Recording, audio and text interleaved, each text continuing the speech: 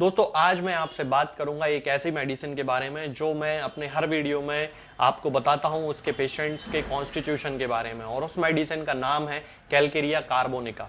जी हाँ दोस्तों, ये होम्योपैथी में यूज़ की जाने वाली एक बहुत अच्छी मेडिसिन है और बहुत सारे लोग इसके आजकल के ज़माने में इस मेडिसिन के पाए जाते हैं। और ख़ास तौर से जैसे मैंने अपने पुराने वीडियोस में आपको बताया है कि कैलकेरिया कार्ब का जो पेशेंट होता है वो फैट, फ्लैबी और फेयर होता है, यानी कि गोरा होता है, मोटा होता है, थुलथुला पेशेंट होता है, उसका वजन थोड़ा सा ज्यादा होता है। तो आज हम इसके पूरे सिम्टम्स के बारे में बात करेंगे, इस वीडियो को अंत तक जरूर देखते रहें। तो चलिए दोस्तों शुरू करते हैं। तो कैलकेरिया कार्ब का जो पेशेंट होता है वो सबसे पहले जो होता है उसके मन में बहुत सारी चीजों को लेकर डर रहता है।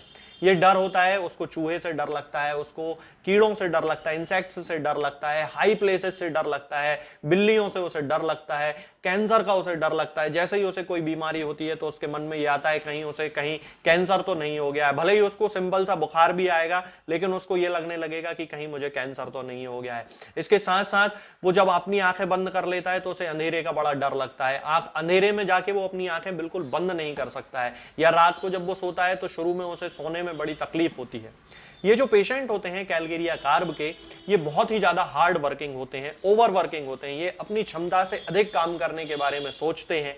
इसके साथ साथ ओवर रिस्पॉन्सिबल होते हैं। उन्हें यदि कोई ड्यूटी दी जाती है तो वो उसको पूरे तन मन धन के साथ उसको पूरी तरीके से सफल बनाने की कोशिश करते हैं। और ज्यादातर ये जो पेशेंट होते हैं इनके दिमाग में जो है विभिन्न प्रकार की योजनाएं चलती रहती हैं कि इस काम को मुझे ऐसे पूरा करना है, और उनको ये लगता है कि उनका ये पूरा जीवन भी यदि वो काम करते रहेंगे तो उनको जो है काम करने के लिए समय जो है वो कम पड़ जाएगा। इस तरह से ये लोग ओवर वर्किंग होते हैं, हार्ड वर्किंग होते हैं, कंसाइंशियस होते हैं, यानी कि ये दूसरे लोगों को ऐसी कोई असुविधा ना हो उसके अनुसार ये काम करना चाहते हैं। हालांकि ये थोड़े जिद्दी होते हैं लेकिन ये डाउन टू अर्थ होते हैं। और इसके साथ साथ आपने देखा होगा कि बहुत सारे ऐसे बच्चे होते हैं जिनको उनके जो पेरेंट्स होते हैं या उनके जो दादा दादी होते हैं उनको बचपन में जो है वो डरावनी कहानियां सुना देते हैं, या यदि वो आजकल के जो बच्चे हैं जैसे वो कार्टून कोई देखते हैं और वो कोई डर वाला कार्टून देखते हैं, डरावना जो कार्टून देखते हैं, तो उनके मन में उन्हीं चीजों के लिए डर आ जाता है। वो उन चीजों से डरना शुरू कर देते हैं,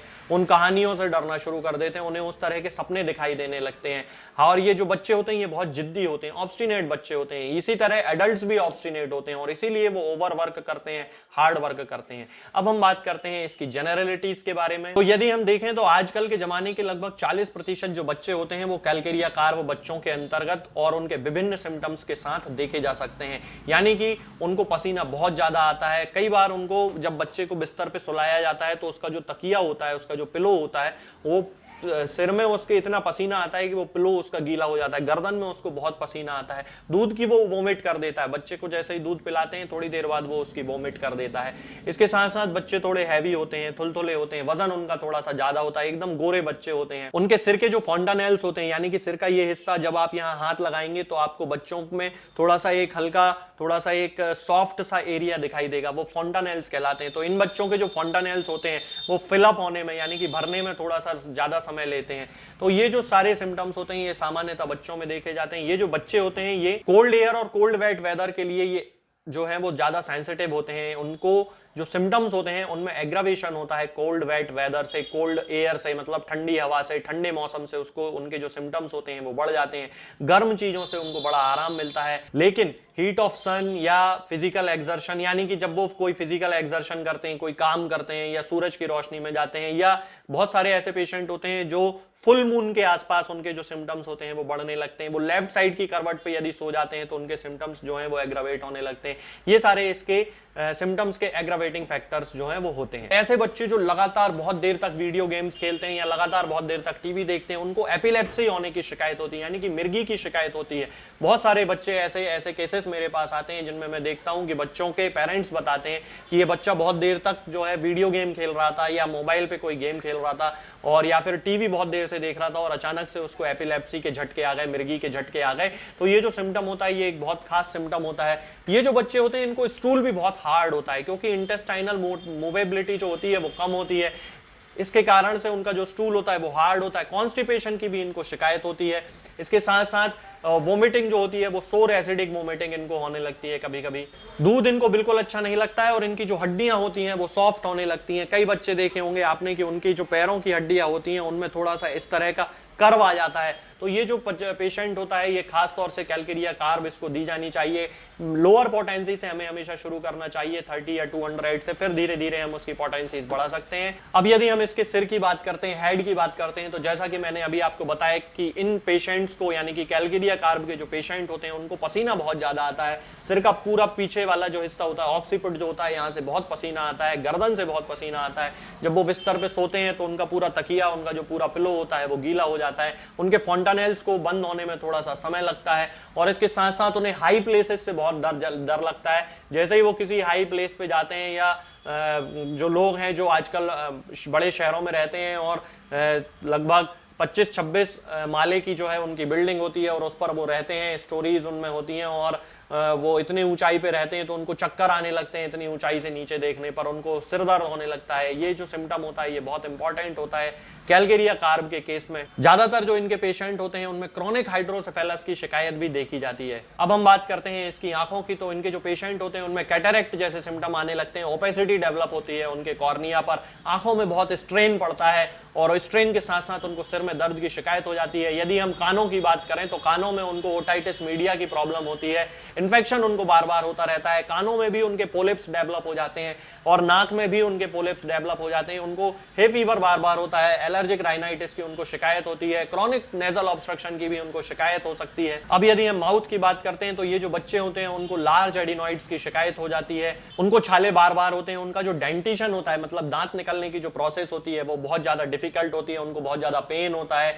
कई बार हमें उन पेशेंट्स को कैमोमिला के साथ साथ कैलकेरिया कार्ब देनी पड़ती है, लूज मोशन हो जाते हैं कभी कभी उनको इस कंडीशन में, और इसके साथ साथ उनको गले में बहुत ज्यादा दर्द होता है, टॉन्सिलाइटिस और फेरेंजाइटिस की शिकायत होती है। इसके साथ साथ कैलकेरिया कार्ब के जो एडल्ट पेशेंट होते हैं उनको गॉइटर की शिकायत देखी जाती है, उनको ग्लैंडुलर एनलार्जमेंट की शिकायत देखी जाती है।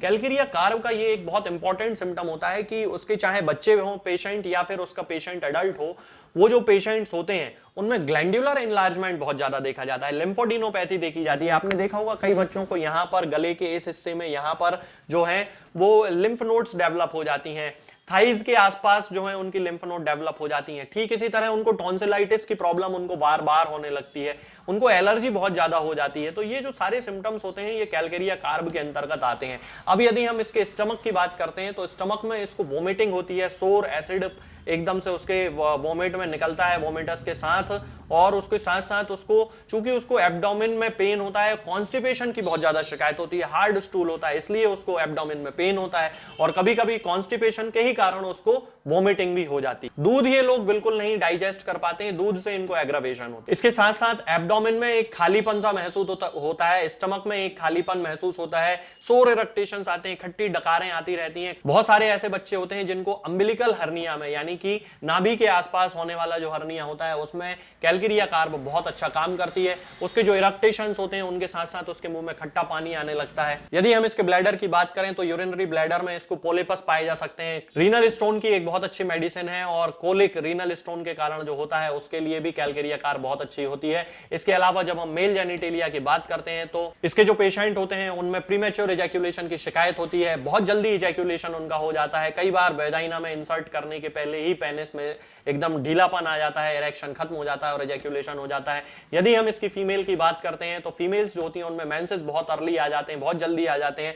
इसके साथ साथ इसका एक बहुत खास सिम्टम है कि इसकी जो ओवरीज होती हैं उनमें ओव्यूलेशन की बड़ी प्रॉब्लम होती है, ओव्यूलेशन पूरी तरह नहीं होता है जिसके कारण पेशेंट में जो है वो इनफर्टिलिटी डेवलप हो जाती है। तो इनफर्टिलिटी के लिए भी कैलकेरिया कार्ब एक बहुत ही अच्छी मेडिसिन है। फीमेल्स को मेट्रोरेजिया की शिकायत होती है, यूट्राइन फाइब्रॉइड्स की शिकायत होती है, ओवेरियन फाइब्रॉइड्स की शिकायत होती है, ओवेरियन सिस्ट की शिकायत होती है, ये सारे सिम्टम्स जो होते हैं उनमें होते हैं। इनके जो मेंसेस होते हैं वो बहुत लॉन्ग लास्टिंग होते हैं, बहुत ज्यादा ब्लीडिंग उसमें होती है, कई कई दिनों तक उनके जो है मेंसेस चलते रहते हैं। इनको सफेद पानी की शिकायत होती है और जिसके कारण उन्हें बर्निंग होती है, वेजाइना के आसपास बहुत ज्यादा इचिंग होती है, और खास तौर से ये जो ल्यूकोरिया होता है ये मेंसेस के कुछ दिन पहले एग्रावेट होता है और कुछ दिन बाद भी एग्रावेट होता है, यानी कि ड्यूरिंग मेंस्ट्रुएशन तो इनको ल्यूकोरिया नहीं होता है, लेकिन मेंसेस आने के पहले एग्रावेशन हो जाता है और मेंसेस खत्म होने के बाद फिर इनको एग्रावेशन हो जाता है। अब हम बात करते हैं इसकी एक्सट्रीमिटीज के बारे में, क्योंकि एक्सट्रीमिटीज के लिए ये एक बहुत अच्छी मेडिसिन है। तो गाउट के केसेस में जहां पर क्लॉ हैंड्स बन जाते हैं, यदि पेशेंट के सिम्टम कैलकेरिया कार्ब से मिलते हैं तो बहुत एक अच्छी मेडिसिन है।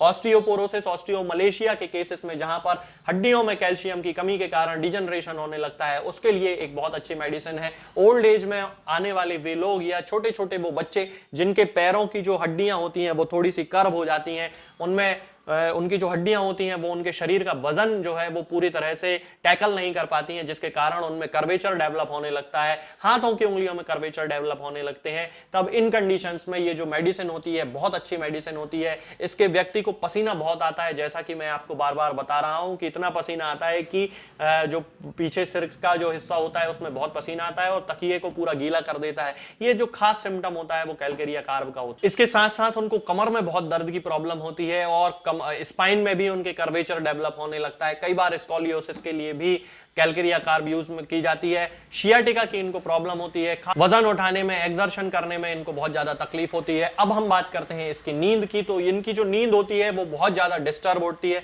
सोते समय भी इनके दिमाग में बहुत सारे विचार चलते रहते हैं, बहुत सारे आइडियाज आते रहते हैं, वो सोचते रहते हैं अब मुझे ये करना है, अब मुझे वो करना है। ज्यादातर ये जो पेशेंट होते हैं इसी कारण से ये ओवर वर्किंग होते हैं, क्योंकि उनके पास बहुत सारे आइडियाज हैं करने के लिए, बहुत सारे वो हवाई महल बनाते रहते हैं कि कल मुझे ये करना है, परसों मुझे ये करना है, फिर मुझे ऐसा करना है, फिर मुझे वैसा करना है। लिस्टलेस होते हैं, कहीं से कहीं तक एक काम से लेके दूसरे काम के बीच में कोई भी रिलेशन नहीं होता है, लेकिन उनके मन में विचार चलते रहते हैं। हम इन पेशेंट्स को शेख चिल्ली बोल सकते हैं कि शेख चिल्ली जो थे वो कभी सोचते थे कि मैं भैंस ले लूंगा, फिर बकरी ले लूंगा, फिर मैं मुर्गी ले लूंगा, फिर अंडे बेचूंगा, फिर दूध गाय ले लूंगा, भैंस ले लूंगा, डेयरी खोल लूंगा। इस तरह के ये जो सिम्टम्स होते हैं लिस्टलेस होते हैं, बहुत ज्यादा सोचते हैं, बहुत ज्यादा काम करने का सोचते हैं, लेकिन कर कुछ नहीं पाते हैं। ओवरवर्किंग होते हैं, काम कभी ये करने लगेंगे, कभी वो करने लगेंगे, परसिवेरेंस इनके अंतर्गत इनमें बिल्कुल नहीं होता है, एक जगह ये टिक कर काम नहीं कर पाते हैं। रात में इनको डरावने सपने आते हैं, एकदम से पसीना आने लगता है बहुत ज्यादा, ये रात में डर जाते हैं। जैसा कि मैंने अभी थोड़ी देर पहले आपको वीडियो में बताया था कि ये जो पेशेंट होता है ये डरावनी कहानियां सुनने के कारण इसके मन में बहुत ज्यादा एक डर डेवलप हो जाता है। छोटी छोटी चीजों से ये डरता है, तो रात में इसको ऐसा लगता है कि कहीं कोई इसका पीछा कर रहा है, कहीं कोई ये भूत के सपने देखता है। इस तरह के ये बच्चे जो होते हैं वो ज्यादातर होते हैं। इनके पेशेंट्स की जो स्किन होती है वो बहुत ज्यादा एक्जिमा इनमें डेवलप होने लगता है, पसीने के कारण उनको बहुत प्रॉब्लम होने लगती है, हीट से उनको एग्रावेशन होता है, इचिंग होने लगती है, फॉर्मिकेशन की भी कभी कभी शिकायत होती है। तो दोस्तों यही सारे जो सिम्टम्स होते हैं ये कैलकेरिया कार्ब के होते हैं। ये जनरल सिम्टम्स मैंने आपको बताए हैं।